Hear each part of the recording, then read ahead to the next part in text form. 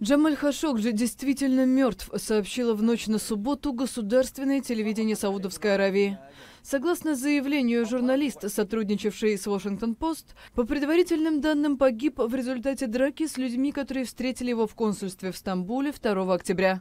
Смерть журналиста попытались скрыть.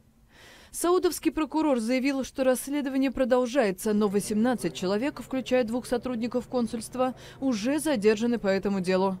Кроме того, отстранены от своих должностей заместитель главы разведки генерал Ахмед Ассири, а также советник Королевского суда Сауд Аль-Кахтани, которого называют правой рукой наследного принца Мухаммеда бин Салмана. Президент Дональд Трамп, ранее грозивший союзникам США саудитам санкциями, в субботу назвал озвученную властями версию заслуживающей доверия.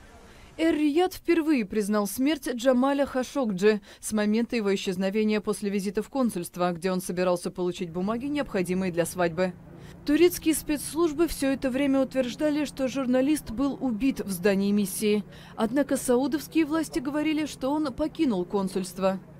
В пятницу 2 высокопоставленных источника Рейтер в правительственных кругах Турции сообщили, что полиция обыскивает лес в пригороде Стамбула в поисках тела Джамаля Хашогджи.